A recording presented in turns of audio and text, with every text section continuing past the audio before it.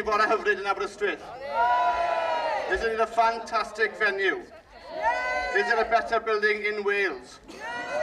No, of course not. So welcome to Aberystwyth, welcome to the National Library of Wales. Mae'n mynd i fod yn ddiwrnod bendigedig yma. Dwi'n falch iawn i weithio yn y llyfrgell ac i'ch croesawu chi. Reit, y drefn heddiw. Bydd Hugh Griffiths, un o'r porthorion ni sydd wedi bod yma 20 mlynedd, fe'n cerdded mas gyda banner y llyfrgell gyntaf. A wedi bydd ni 6 ffagl hanesyddol yn dod mas wedyn. So the order of events, my friends. Hugh Griffiths, one of our long-standing porters, will walk out with the library's flag, and he'll be stationed at the bottom of the drive there. And then we have 6 historic flame holders coming out, fagles even, in procession. And then by then, hopefully, the runner will start to arrive here at the National Library of Wales. Felly, Hugh, ga I ofyn I chi ddod mas gynta?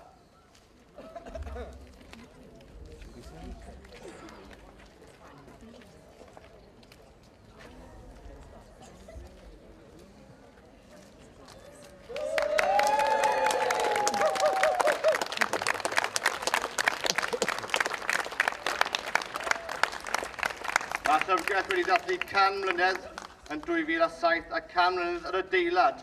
Pwy oedd yma y llynedd yn daw'r cwtch mawr i'r llyfrgell? Who was here last year giving the library the centenary cwtch, the world's biggest cwtch ever, I believe?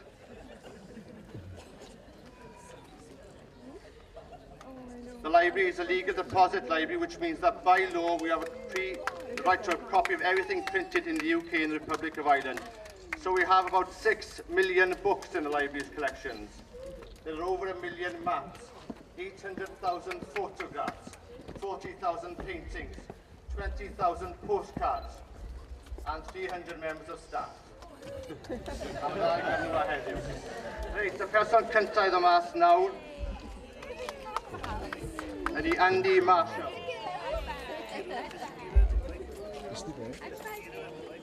Mae Andy yn fyfyriwr yn Coleg Ceredigion.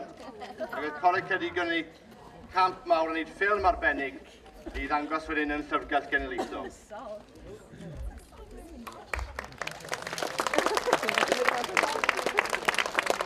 Andy is a student at the Coleg Ceredigion.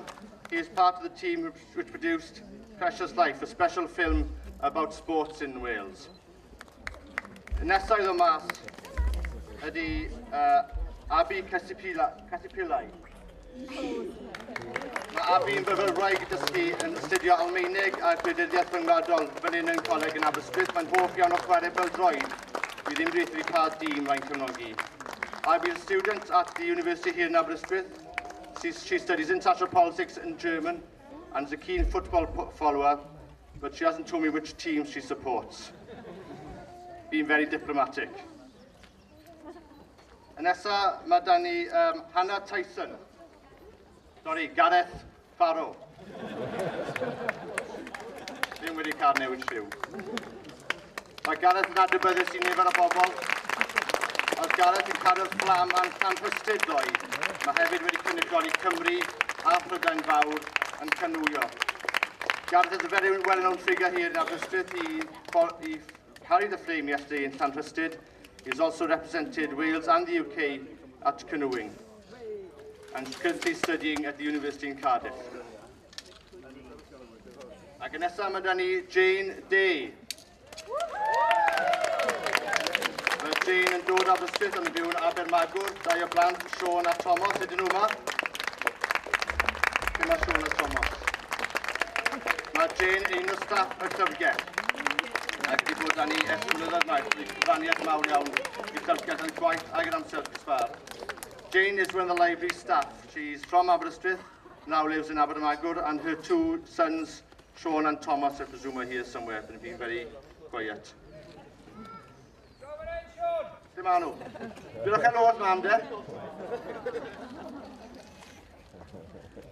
Nesaf mae da ni Steve Jones, aelod arall staff y llyfrgell.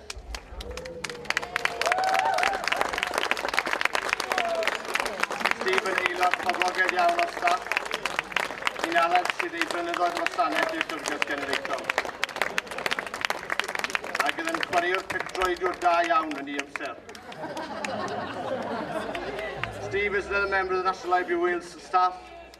a very keen football player in his time, and a very popular member of staff as well. Diolch yn fawr, Steve. Ac yn ola, yn cadw'r Fflam, mae Hannah Tyson o Goleg Ceredigion.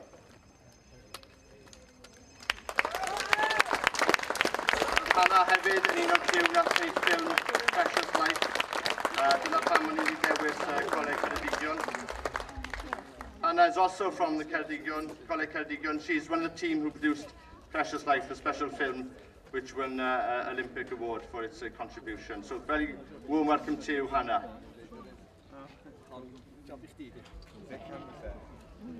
Byddwn ni'n gofyn i chi maes y law i gadw'r llwybr yn gyr ysbryd o bosib. Mae'n oce ar y funud, dim problem o gwbl. Pwy yma oedd yn y ceia neithiwr?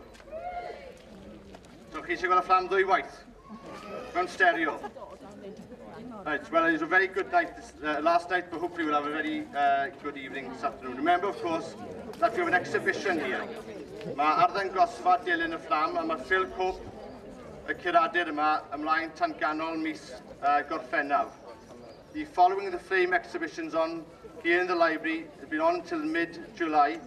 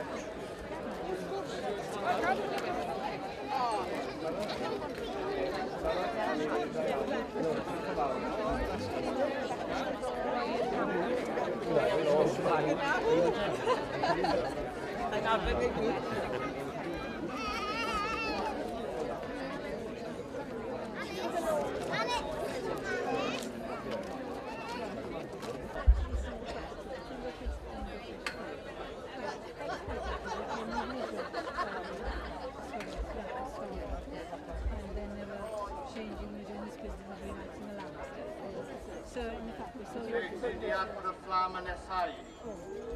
You understand the Fflam is on the way. Right, this is coming up to the National Library, Sian Kirk.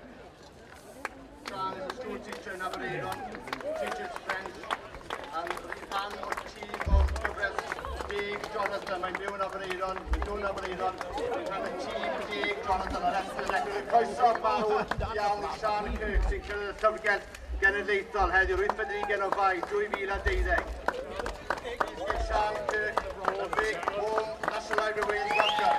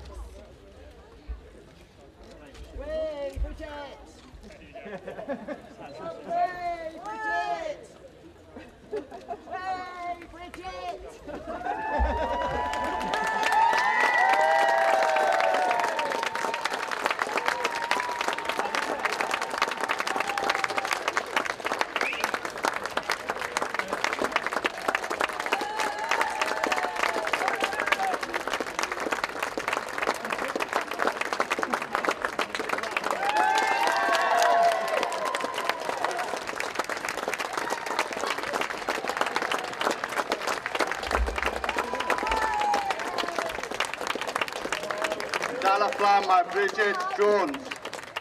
James.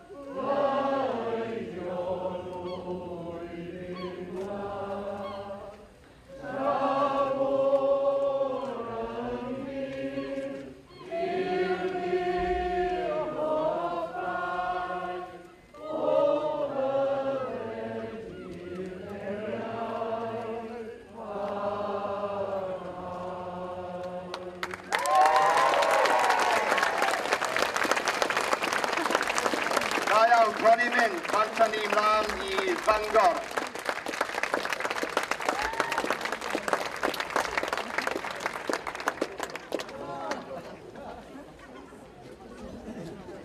Canu bendigedig. Mae'r daith nawr yn mynd mlaen I Fangor ac yn stopio yn Porthmadog yn y ffordd. Mae nifer o'ch chi'n nabod Bridget, mae wedi gwneud cyfraniad mawr iawn i'r dre.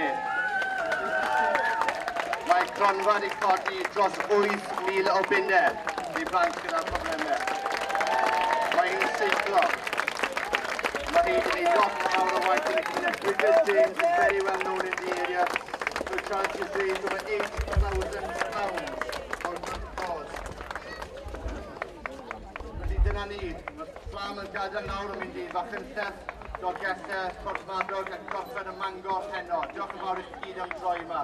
Diolch i'r 6 person am ddal y ffagol heddiw. Gareth Farrow, a fi, Andy Mas.